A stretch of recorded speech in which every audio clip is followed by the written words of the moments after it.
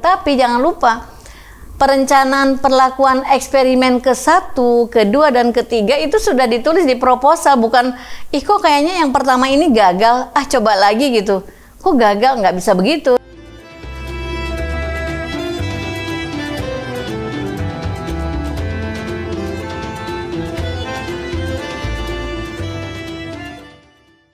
Assalamualaikum warahmatullahi wabarakatuh. Saya Khadijah Makarim. Topik kita kali ini adalah perbedaan kelas kontrol dan kelas eksperimen. Teman-teman sekalian, pada kesempatan ini saya ingin membantu teman-teman yang akan menyelenggarakan penelitian eksperimen atau misalnya akan memilih penelitian tindakan kelas, ya, supaya lebih paham, karena memang setiap harinya banyak pertanyaan tentang hal ini. Teman-teman sekalian, di dalam penelitian eksperimen itu kita butuh 2 kelompok. Untuk apa? Ini kadang-kadang mahasiswa sering tanya gitu yang akan menyelenggarakan penelitian, Bu, emang perlu kelompok yang kedua? Bagaimana kalau aku misalnya cuma pakai 1 kelompok? Boleh enggak gitu? Atau mungkin ada pertanyaan berikutnya, boleh enggak kita menyelenggarakan percobaan 2 kali tapi di kelompok yang sama? Nah, itu pertanyaan seperti itu banyak sekali ya yang masuk ke saya. Nah, pada kesempatan ini saya ingin membantu teman-teman bahwa sesungguhnya di dalam penelitian eksperimen itu kita butuh 2 kelompok yang patut kita persiapkan dalam penelitian itu. Jadi karena kan memang kita sudah menentukan menggunakan teknik eksperimen, ya. Nah, baik teman-teman sekalian, 2 kelompok itu apa? Yang pertama adalah kelas eksperimen dan yang kedua adalah kelas kontrol. Nah, pada yang pertama, pada kelompok kelas eksperimen, yaitu kelas yang mendapat perlakuan. Jadi peneliti menyediakan persiapannya untuk memberi perlakuan pada kelas eksperimen. Nah, sementara itu di kelompok yang berikutnya peneliti harus menyiapkan, yaitu sebagai pembanding yang disebut kelas kontrol. Jadi yang namanya kelas kontrol itu adalah kelompok yang tidak mendapat perlakuan, jadi asli gitu ya. Jadi kita bikin 2 kelompok, yang satu asli tidak dipengaruhi apa-apa, sesuai aslinya, kemudian yang kelompok berikutnya disebut kelompok eksperimen. Nah, kelompok itulah yang kita beri perlakuan sesuai dengan jenis penelitiannya yang teman-teman pilih gitu ya. Nah, kita ambil contoh misalnya kelompok A mendapat perlakuan, ya, yang kelompok A. Kemudian ketika berikutnya kita sediakan juga kelompok yang berikutnya, kita beri nama kelompok B, yaitu kelompok yang tidak mendapat perlakuan, kelompok yang asli apa adanya, ya.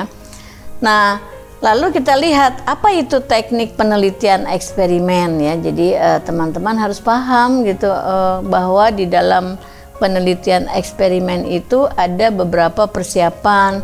Jadi kalau eksperimen itu adalah percobaan, ya, jadi atau menguji coba sesuatu. Jadi ada kelompok yang mendapatkan perlakuan yang diuji coba, lalu yang berikutnya adalah kelompok asli. Nanti dilihat apakah hasilnya benar nih, ada perbedaan, kan di hipotesisnya pasti ada perbedaan, ya.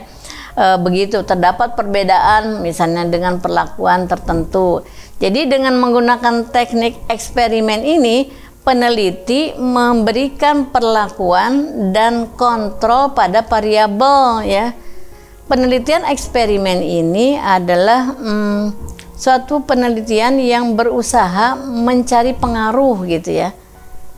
Pengaruh apa, ya? Pengaruh variabel tertentu terhadap variabel lainnya. Jadi akan terlihat tuh sebab akibatnya. Misalnya seorang petani misalnya diberikan penyuluhan oleh penyuluh pertanian, lalu diminta untuk menggunakan pupuk tertentu, ya, merek tertentu untuk mengubah atau mengganti pupuk yang selama ini digunakan oleh petani misalnya. Dengan hipotesis atau dugaan bahwa dengan pupuk yang merek baru ini produksi tanaman ya, misalnya katakanlah misalnya jagung, misalnya tanaman jagung itu akan meningkat produktivitasnya ya, produksinya dalam jangka waktu tertentu, atau tanaman-tanaman yang lain misalnya. Nah, lalu misalnya petani ini ingin melihat apa benar misalnya pupuk yang disarankan oleh penyuluh itu dapat meningkatkan produksi tanaman jagungnya gitu ya. Nah, kita lihat, buatlah kelompok itu, kelompok yang menggunakan pupuk tadi gitu. Jadi akan kelihatan sebab akibatnya, sehingga nanti kesimpulannya oh benar, kalau benar ya diadopsi, kalau tidak benar ya nggak diadopsi gitu. Jangan sampai maaf misalnya karena ada sponsor petani dipaksa misalnya, padahal ternyata produksinya sama aja sih. Jadi berarti di sini mungkin nanti penyuluh memberi kebebasan, terserah mau pakai pupuk jenis apa misalnya, kalau memang ternyata produksinya sama gitu, hasil produksinya sama dengan masa tanam yang sama, produktivitas sama, ya udah berarti petani boleh memilih. Tapi kalau memang di kesimpulannya ternyata lebih tinggi hasilnya, yaitu diadopsi gitu ya. Jadi kita lihat sekarang apa syarat-syarat untuk melakukan eksperimen ini. Jadi teman-teman harus mempersiapkan ya syarat-syaratnya. Jadi mahasiswa yang akan melakukan teknik ini wajib merencanakan dengan baik. Yang pertama, alokasi waktu penelitian. Bukan lokasi ya, alokasi waktu penelitian. Alokasi itu maksudnya pembagian waktu ya. Kemudian yang kedua adalah lokasi penelitiannya, tempatnya. Jadi kalau yang pertama berkaitan dengan waktu yang digunakan, yang kedua berkaitan dengan tempatnya. Nah, dua hal ini sangat penting di dalam rangka pengulangan eksperimen. Jadi kalau eksperimen pertama gagal, lakukan pengulangan gitu. Atau mungkin bisa juga tidak gagal, cuman misalnya eksperimen pertama dicatat perubahannya, lalu lakukan eksperimen kedua, lakukan eksperimen ketiga. Tetapi jangan lupa, perencanaan perlakuan eksperimen ke-1, kedua, dan ketiga itu sudah ditulis di proposal. Bukan, kok kayaknya yang pertama ini gagal, coba lagi gitu. Kok gagal? Nggak bisa begitu. Direncanakan dulu di dalam proposal akan melakukan pengulangan 2 kali misalnya gitu.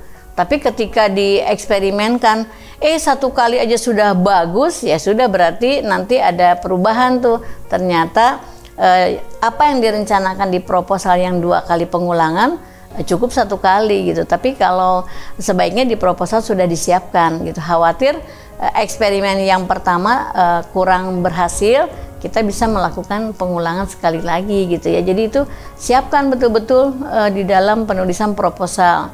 Sebab penelitian terhadap hal yang sama itu memang harus diulang, tapi jangan lupa ada syarat-syaratnya. Ketika diulang kondisinya harus sama gitu ya. Nah, ini repotnya kalau penelitian yang bukan mengkaitkan dengan manusia itu mengkondisikan hal yang sama, nggak repot ya. Penelitian di laboratorium biologi, fisika, kimia, ataupun di masalah-masalah pertanian. Tapi bayangkan kalau yang diteliti itu penelitian tindakan kelas, yang diteliti itu adalah siswa.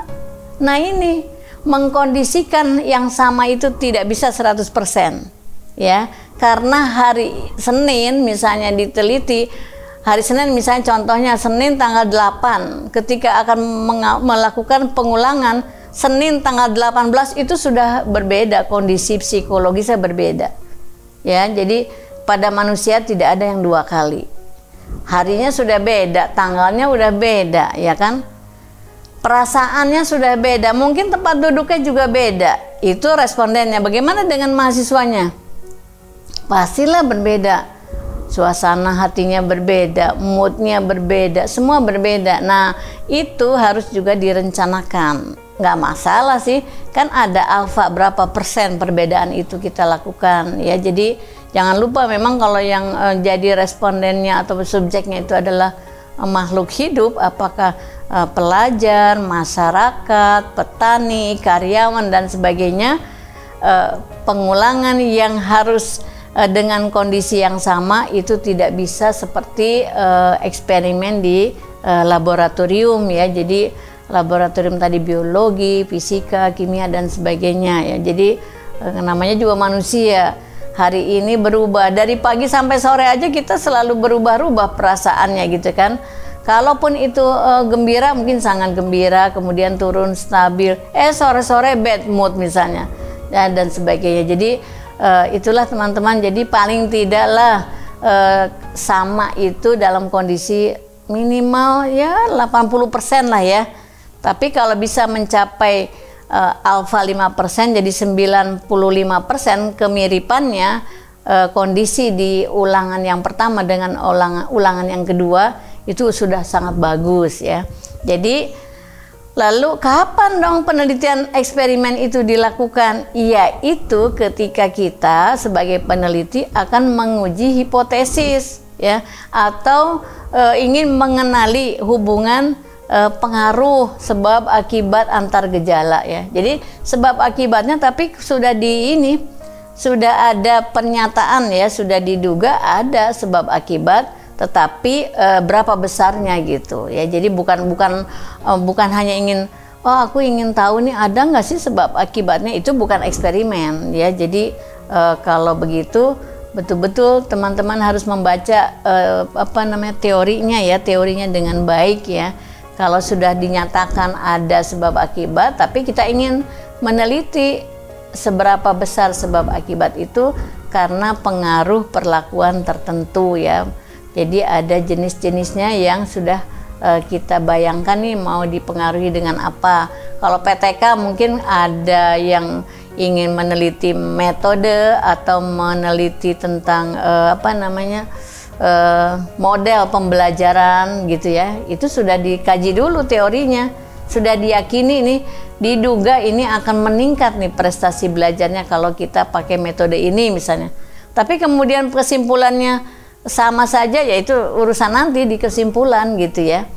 Nah kemudian teman-teman sekalian jangan lupa kesimpulan dari metode eksperimen ini. Kalau kita lihat kelompok kontrol itu adalah kelompok yang tidak diberi perlakuan.